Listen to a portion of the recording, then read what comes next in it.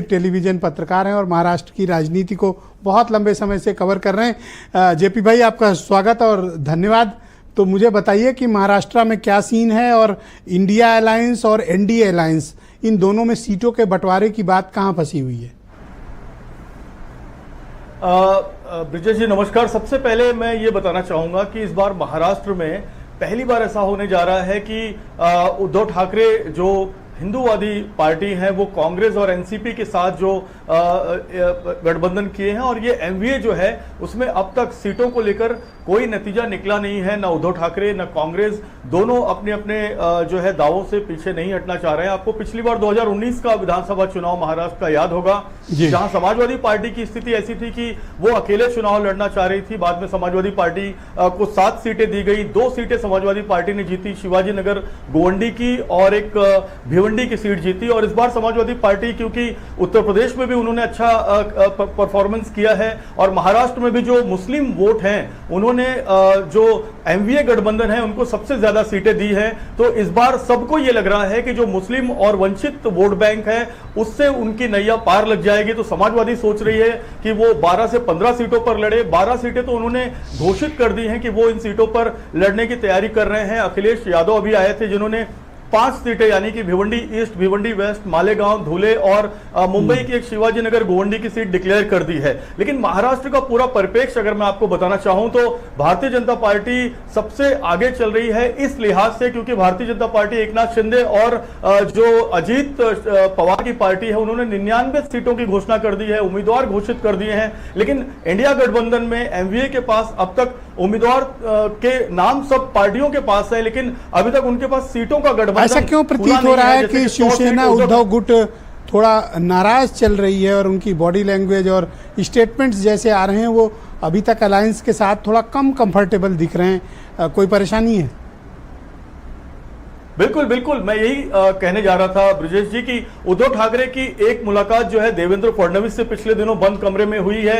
ऐसी चर्चा है कि संजय राउत की एक मुलाकात अमित शाह से भी हुई है। तो ये प्लान बी पर भी जो काम किया जा रहा है वो कहीं ना कहीं कांग्रेस को असहज कर रहा है। कांग्रेस 110 सीटें मांग रही है, उद्धव ठाकरे भी 110 सीटों से कम में चुनाव लड़ने के लिए तैयार नहीं है। 20-25 सीटें ऐसी हैं जो दोनों दल मांग रहे हैं। लेकिन अब यहां पर एक सबसे बड़ा ट्विस्ट मैं आपको बताना चाहूंगा कि इन्हीं 20-25 सीटों में, जिसमें विदर्भ की करीब 4 सीटें हैं, मुंबई की करीब 8 सीटें हैं और उत्तर महाराष्ट्र की 8-9 सीटें हैं, इसी में शरद पवार की भी नजर है। अबू-सिम आजमी जो महाराष्ट्र समाजवादी पार्टी के मुखिया हैं उनकी भी नजर है। अबू-सिम आजमी तो चाहते हैं कि मुंबई में भी जो मुस्लिम बाहुल्य क्षेत्र है वहां से 3 सीटें समाजवादी पार्टी को मिल जाए, क्योंकि आपने देखा होगा कि उद्धव ठाकरे को भी मुस्लिम मतदाताओं ने सबसे ज्यादा वोट दिया है। क्या आपको लगता है कि समाजवादी पार्टी का ऐसा जनाधार है मुंबई और महाराष्ट्र में कि वो 12 सीटें क्लेम कर सकें?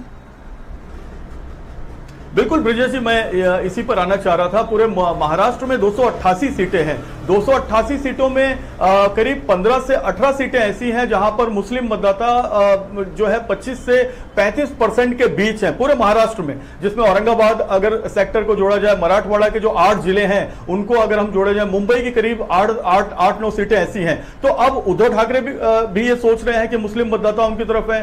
शरद पवार शुरुआत से ही परंपरागत मुस्लिम वोटों पर अपना हक जताते आए हैं, और समाजवादी पार्टी क्योंकि खालिस मुस्लिम वोटों की राजनीति करती है वो भी ये सोच रही है कि मुस्लिम मतदाता उनकी तरफ है। तो अब ये जो मुस्लिम मतदाता हैं जिन्होंने लोकसभा चुनाव में भर भर कर अपना वोट जो है उद्धव ठाकरे और उनके गठबंधन को, एमवीए गठबंधन को दिया है, अब सबकी नजर उस पर है। इसलिए कोई भी इनमें 3 पार्टियां, मुख्य रूप से 4 पार्टियां हैं। समाजवादी पार्टी चौथे नंबर पर है, पहले नंबर पर उद्धव ठाकरे। 2 सवाल और हैं आपसे। और समाजवादी, आपको लगता है कि इंडिया अलायंस आने वाले 1-2 दिनों में अपने मतभेद, सीटों के बंटवारे को सुलझा लेगा? और दूसरा, एनडीए अलायंस जिसका नेतृत्व बीजेपी कर रही है, अभी तक एनसीपी अजीत पवार और एकनाथ शिंदे की पार्टी कितनी सीटों पे लड़ेगी? उनके यहाँ क्या स्थिति स्पष्ट हुई? देखिए, जहां तक एमबीए का सवाल है, 25 तारीख को नॉमिनेशन का आखिरी दिन, 4 दिन बचे हैं। अगले 72 घंटे बहुत ज्यादा इंपॉर्टेंट है।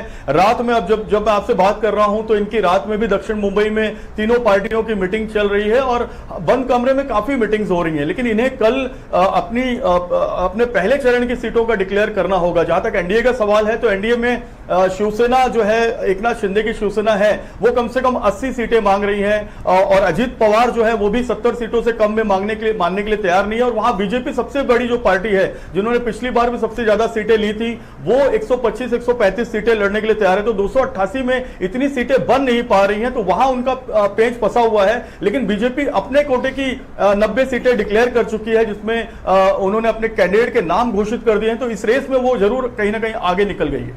शुक्रिया जेपी सिंह जी, हमारे साथ मौजूद रहिएगा। मैं रुख करता हूं